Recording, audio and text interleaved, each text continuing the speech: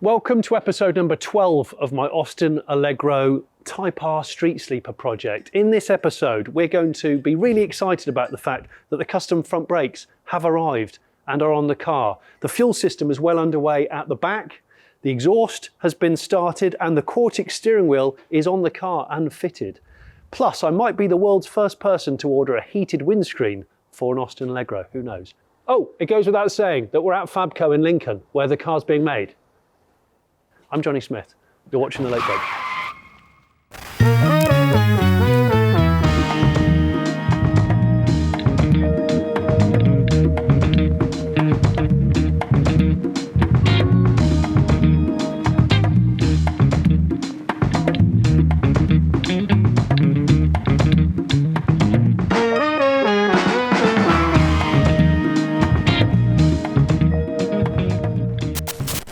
It goes without saying that if you haven't watched any of the previous Allegro project episodes, it's probably wise to go back through the archives to understand why on earth I'm doing this, but I am.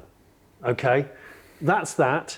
Now let's talk about the boot area first. Adam here really understood the fact that although I was going to use this car on a track now and again, it was going to be a road, or is going to be a road car. It does need back seats, it does need a half decent fuel range, and it needs some boot space. Over to you, Adam.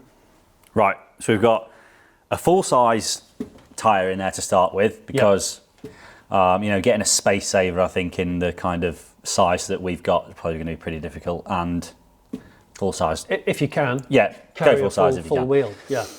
So that goes in there, it fits nice, and with even tight up against the wheel arch and more or less tight up against the back panel, you can lift it out without interfering with any of the other bits that we've got to put in. So that's good, because it's all right being able to fit it in, but can you actually get the thing out? That's a good point.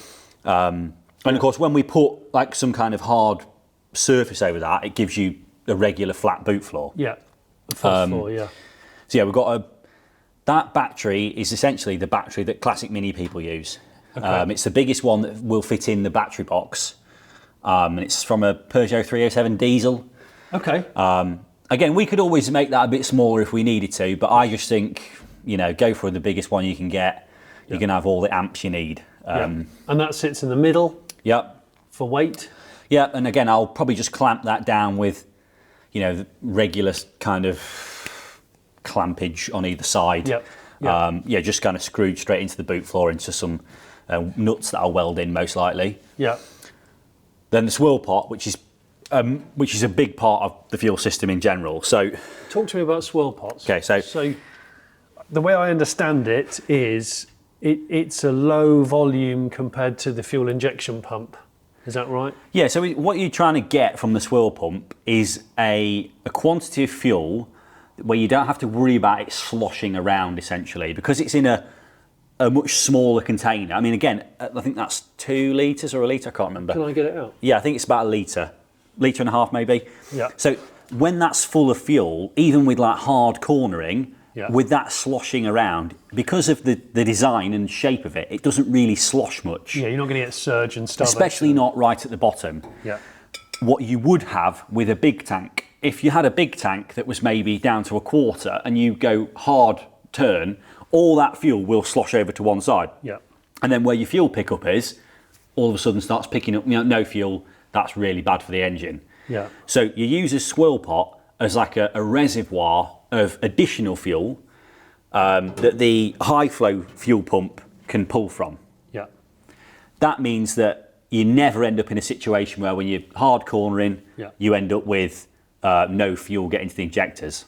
So that pump there that we've got, which is a facet pump, that is the lift pump. They call it a lift pump. Yeah. That will deliver from here to there. Yep. And then that pump, which is in this lovely bracket, which I got from Motorsport Tools, this is the fuel injection pump. So it takes from there to the engine. Yeah, because essentially the lift pump, all that needs to do is keep that tank topped up, essentially. You end up with, there's a bit of an argument around you should have a fuel pump of equal size, but for the kind of application that we are using, really, I don't see you ever in a situation where you're going to drain that over a series of corners at the kind of fuel usage that we've got. 400 horsepower still relatively low fuel demands in the grand scheme of things. So we can just use a regular, smaller type lift pump that basically just keeps that topped up. And then when the engine is at wide open throttle demands, all the fuel, the big high flow fuel pump can pull from that lift, from the swirl pot into the engine. And yeah, we never really end up draining that down. Cool. So that's off the shelf part. These are obviously off the shelf parts here. And then this is not off the shelf. No. This is your CAD. Yeah, my cardboard fuel tank. Ad loves a bit of CAD. It's the easiest way. Cardboard aided design. Yeah. I love it. So that fits around, because I know you've been playing with a few different ideas. Yeah, again, it's like I'm trying to get the right kind of volume. Again, it's quite difficult to calculate the volume of this. Basically, the way I do it is lots of squares that I know the volume of, and then try and assemble them, and then that tells me exactly how tall I need it to be to get about 50 litres. I think we'll end up with about 53, there or thereabouts, because you'll never use all of the litrage in the tank to start with. You'll never basically run it to nothing. So even if you've got a 52 litre tank, realistically you've probably got a 48 litre tank, because you're never going to run it to nothing. And 48 litres, you know, for most people, most journeys, you know, you're not going to go wrong with that kind of quantity of fuel. Well, it's not a car I'm going to do like 300-mile road trips in, and if I do, I'll just understand that I'm going to be filling up more often. And it'll have a sender in it. We'll know how much fuel's in it. But again, also, the bigger the tank, you're going to put 99 fuel in this. The quicker that fuel goes off, the more fuel you're wasting, essentially. So that sits nicely. So by getting that prototype tank there, which fits really, really neatly in that goes corner, right over the suspension arms. We can then, the plan is to send that off to be fabricated, and then Adam can make sure that there's a sender, and we'll come on to the sender and the gauges in a minute. But so that in there, false floor on top of the tyre, battery. Any kind of bulkhead going on here? So we still need to put a strengthener bar across there, which will kind of act as a strut bar to tie these two strut tops together. And then we'll probably just have like a thin panel, maybe a piece of aluminium or something like that, just to separate front to back. Because again, once you start getting into fuel tanks, swirl pots, lots of different fuel pumps, it will smell a bit fuely in the boot. So we do need to seal that off, really. I can always soundproof that a bit as well. I suppose, that panel. I think the whole car will get soundproofed. But we do want to make sure that is sealed, because you end up with the classic car fuel smell. I don't want that. Let's put it up on the ramp, because we haven't actually looked under it for ages, and there's a couple of things that Adam's been starting on: exhaust system, and what was the other thing? We need to talk about the brakes. Brakes, which has been a long time problem for this car. So let's talk about those things and get it on the ramp.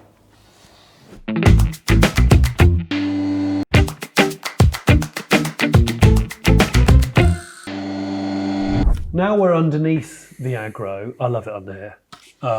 It's a long time ago it was media blasted to make sure that it was ready to be painted and repaired easily. And it is such a solid car. Can't believe that back in 2007 when I bought it, it was sort of being sold for spares or repair or scrap. And like fast forward to now, like finding an Allegro this good is hard, especially a two-door.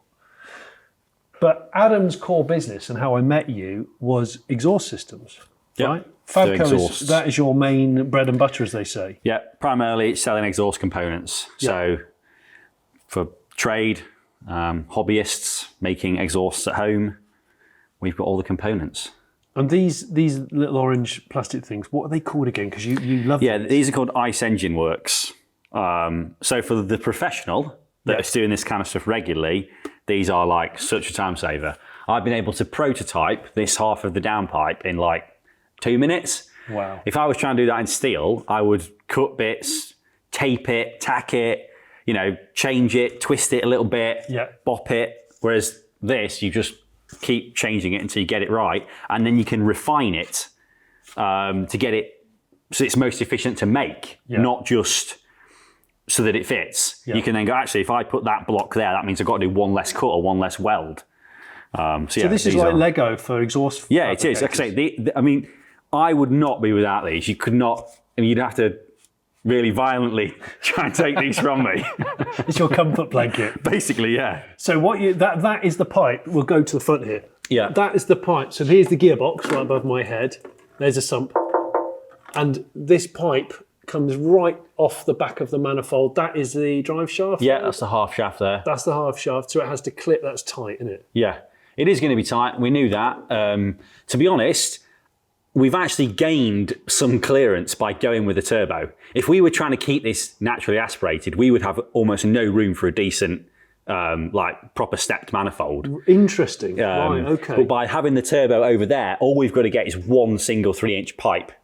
So at the minute, I've basically just got one bend off the turbo, which kind of clears the bulkhead. Yeah. And then, from that, I've got this piece, which kind of takes us away from the bulkhead, around the half shaft, and then down, so we can start pointing back towards the back of the car. Yeah. Yeah. And it is going to be tight, but it does fit. It's going to be a challenge. What diameter is this? This is 3-inch. 3. Mm-hmm. Big.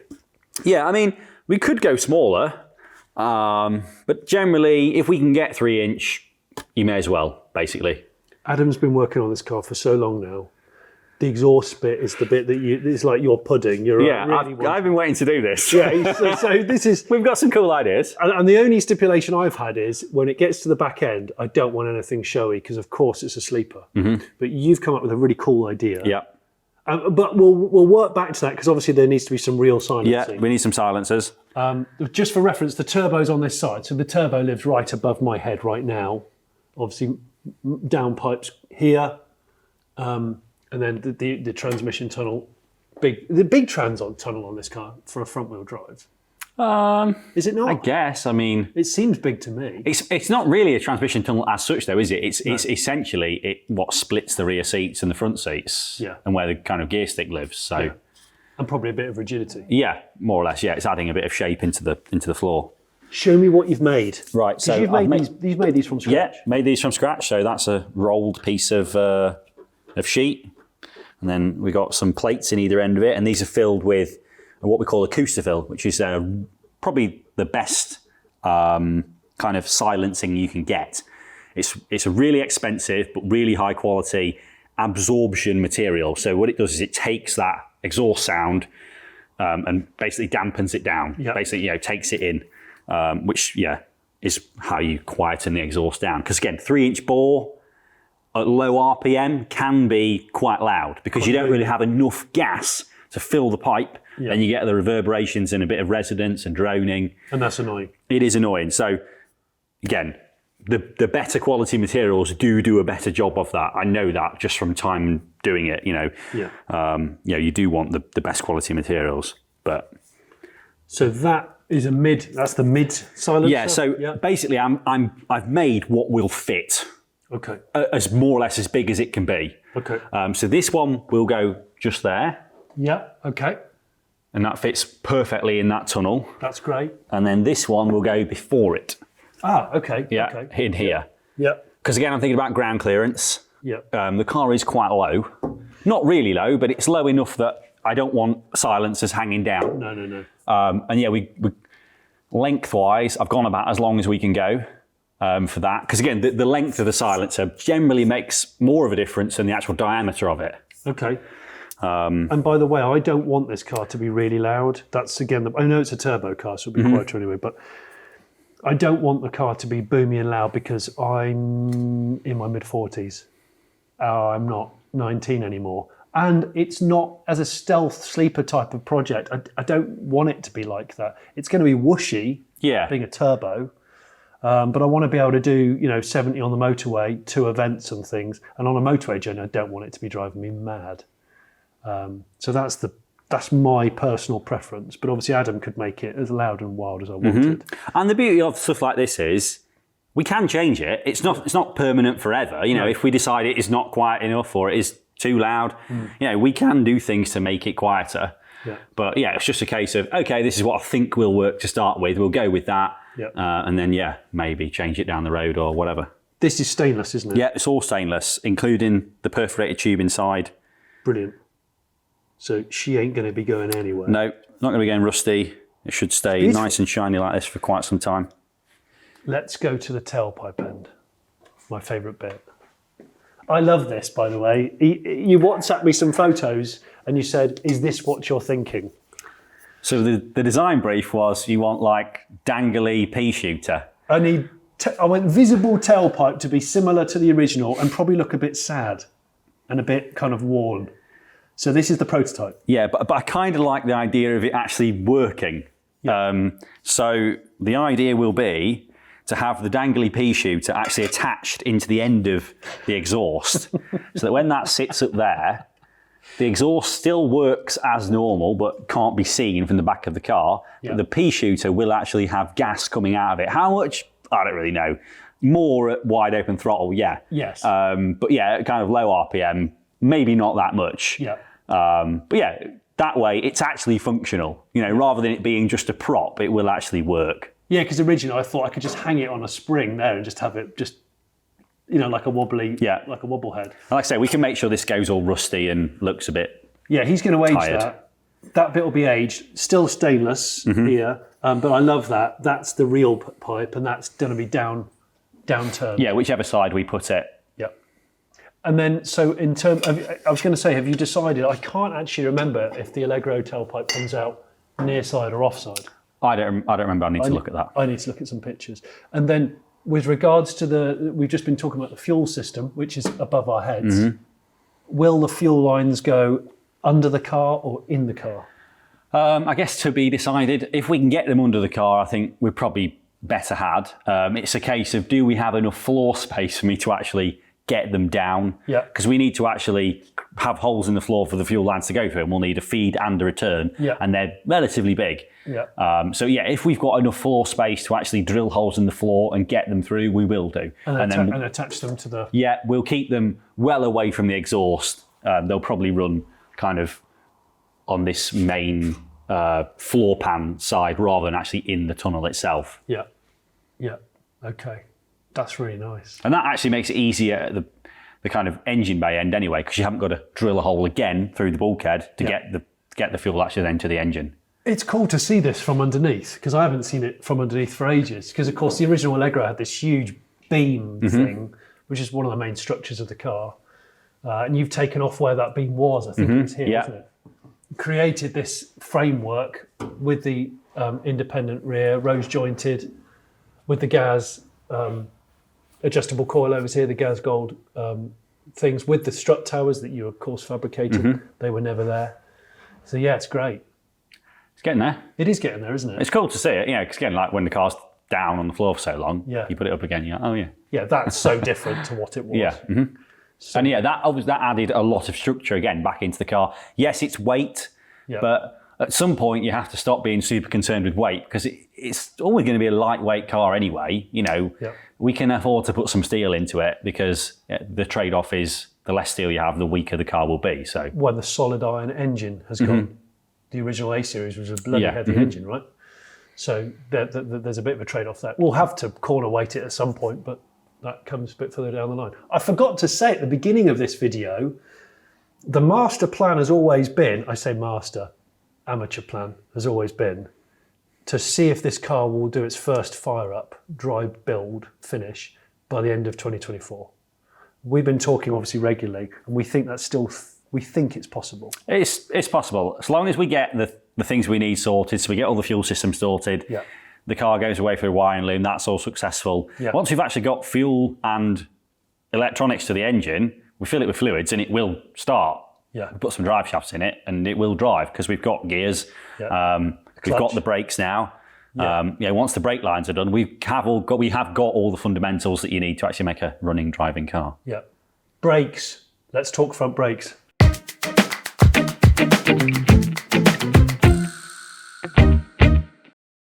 I know we talk about brakes a lot on this project, and to be honest, I wasn't expecting them to be as complicated as they have become, but I'm going to say this is it now. Apart from fitting brake lines, the fluid bits, we have custom brakes behind these steel wheels that fit and hopefully will stop the car properly. Wartech have made them for me. They're in on this side. So what we'll do is so we can see. There's the caliper, nice and stealth, nothing too showy.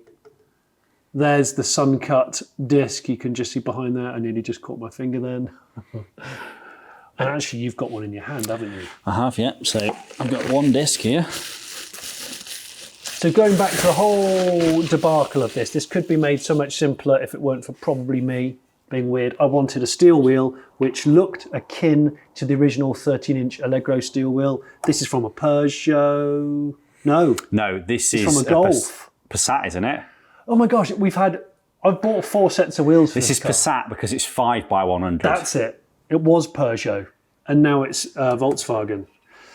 Steel wheel that looks similar to Allegro, that we can fit the Allegro hubcap on, that looks authentic.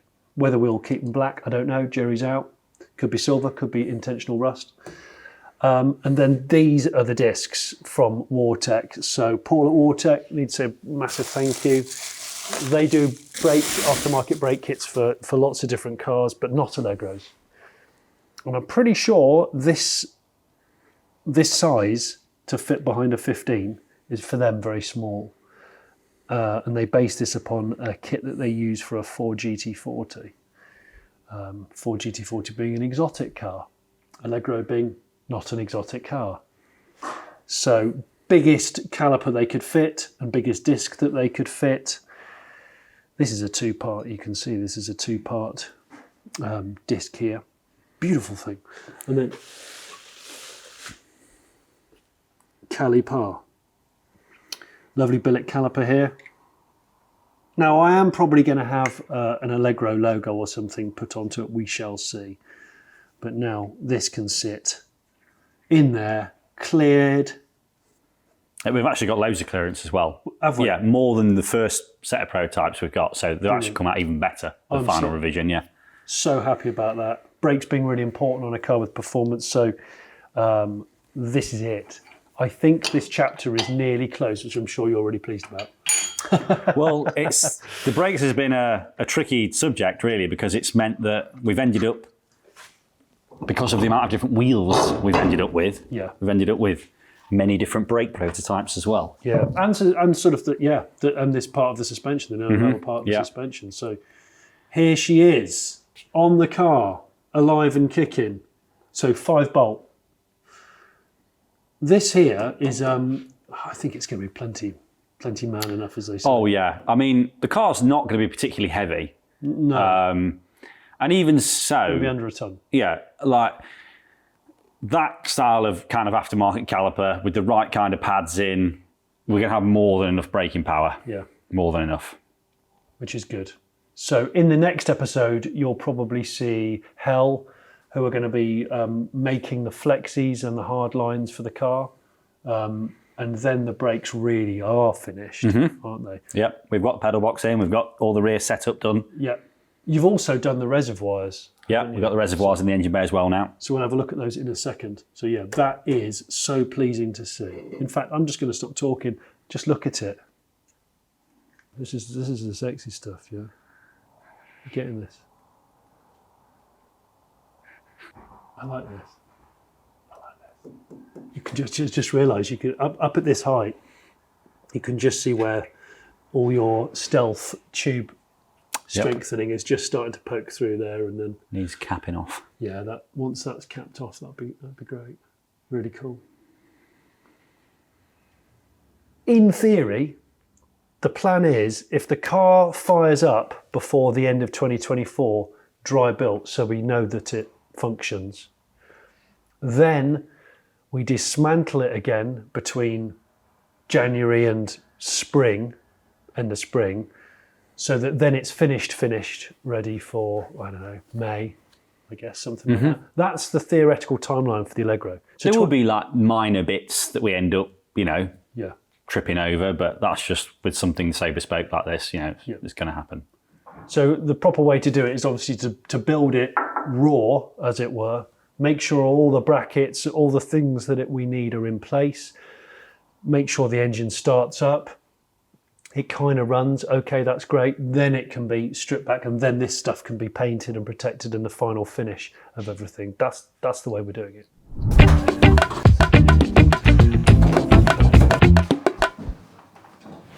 Not a huge amount to talk about engine bay wise this particular episode. Lots has been done in the previous episodes, but there's one thing I've noticed as it was up on the ramp were the hard lines here. Yep, got the oil cooler lines all done now. The lines. Yep. So they're all plumbed in now, aren't they? Yeah, it took a couple of attempts to get them right because when you're hand forming them, you kind of only get one shot at bending them. Yeah.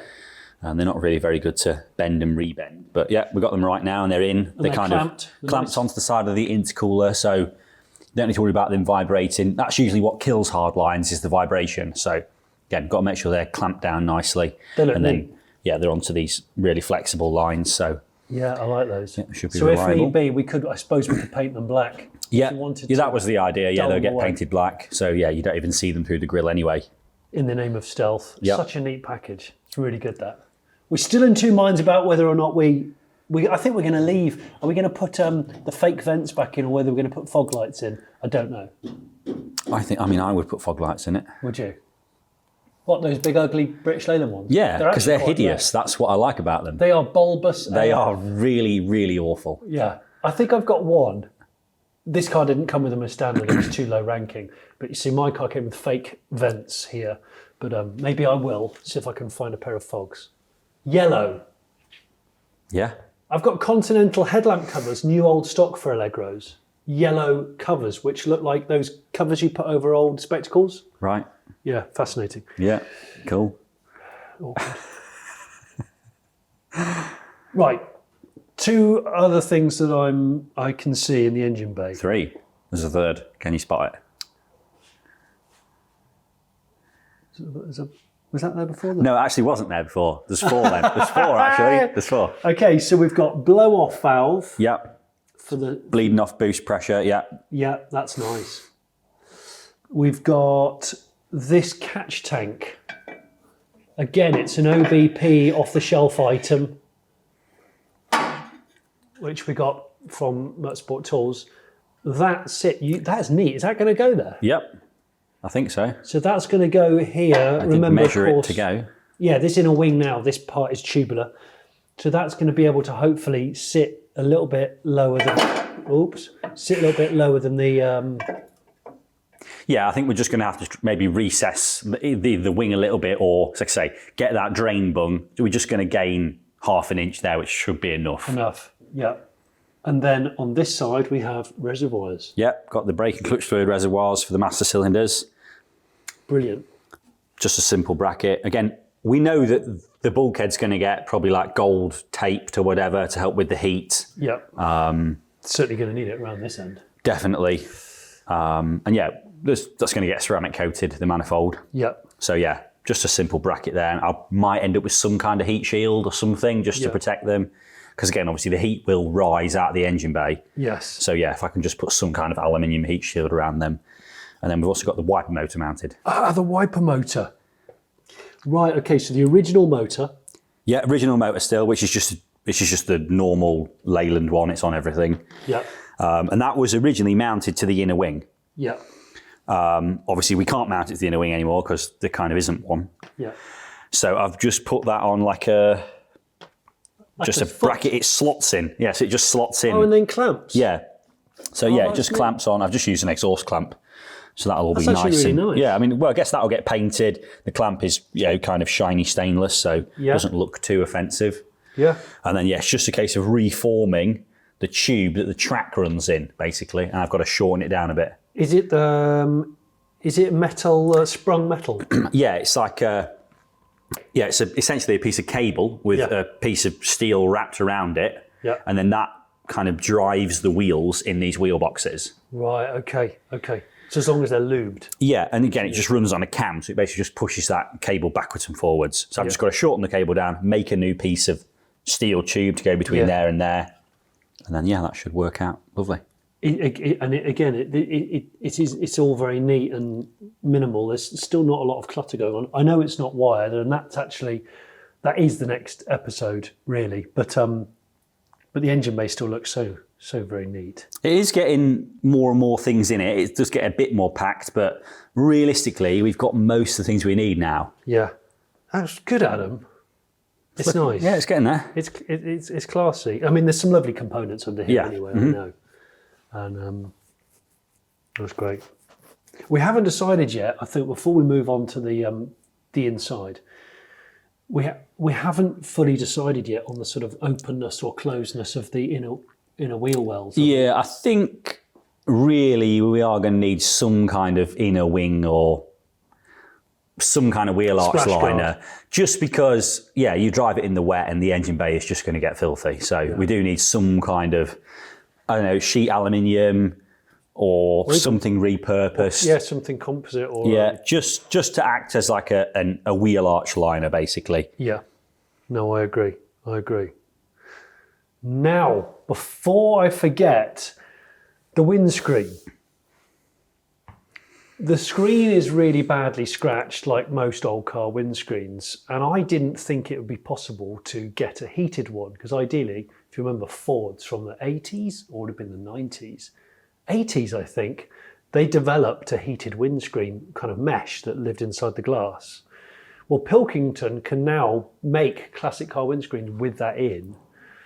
And I contacted Pilkington on the off chance that they still could do Allegro stuff, and sure enough, they can. And so I have ordered a heated screen for my Allegro, and I've got the choice of having a tint on the top if I want to. Haven't decided yet. So that's something that can go in, and when the car gets wired, obviously we'll have the wiring fed to it at either end. It's subtle, but it's great on a classic. That is a really cool thing to have. It's it's bloody practical, but it works. I mean, a lot of motorsport windscreens are like that because especially rally cars where there's lots of mist and moisture kicking about. It's also just the effort of getting the heater to demist the windscreen. It's just awkward. Yeah. They just never work that well. Yeah. So that's practical, but in my humble opinion, a really cool thing to put on a classic car. I'm totally going to be putting heated windscreens in other classic cars in due course. I forgot to say that this car doesn't get taken to many shows. In fact, it's only really been taken to one in the last couple of years, and that was back at the end of summer, which is the Retro Rides Gathering Show, fantastic show at Mallory Park, where we had a late break show enclosure. We got the car and put it on display, weather was great, and that is the one time which we sort of put it out there in public in this mid-build stage. So thanks to everyone that came along and had a chat with Adam, had a chat with me, took pictures of it and had a closer look. We will try and do a bit more of that, but like I say, by the end of 2024, we're hoping to have the thing fired up, not finished, but dry built, fired up, so that next year, 2025, that'll be the year when it actually hits the road and the track. Now let's talk about the square steering wheel and the dash binnacle. Okay, we're inside the aggro, seats are all out again because of the build, but the most important thing that you want to look at is the old original brown Cortic wheel from a Series 1 Allegro, not from this car specifically. This is a Series 2, I know. I backdated it. Like what Singer do, but in a less desirable way. In a completely valueless way. In a valueless way. So what we had to do is find a solution for using this Vauxhall electric power steering system and column and mating the Allegro Cortic wheel onto that, which is when my brother came in for that, didn't he? Yep, machine that down. My brother managed to machine that down, and then what else was done apart from the machining? Is that it? He just made the two halves, the Allegro half and the Vauxhall half fit together, and then I welded it, essentially. Yeah. So thanks for that, Greg. Love you. That's done. And I think that part of it can be ticked off. I know we've still got the issue of the shrouding. Yeah, and an ignition barrel of sorts to sort out, Yeah. So, but that's really cool, because that's on there and that's going to live again. Down there, where your passenger legs go at the top of the footwell, so just there, are the new mounting places for two really important pieces of equipment. The ECU from SES, the Delta ECU, which is obviously the brain of the car. And then the thing that I always get the name wrong of, is it PDM? Well, it's going to be an ECU master PMU. PMU. But then some people call it a PDM.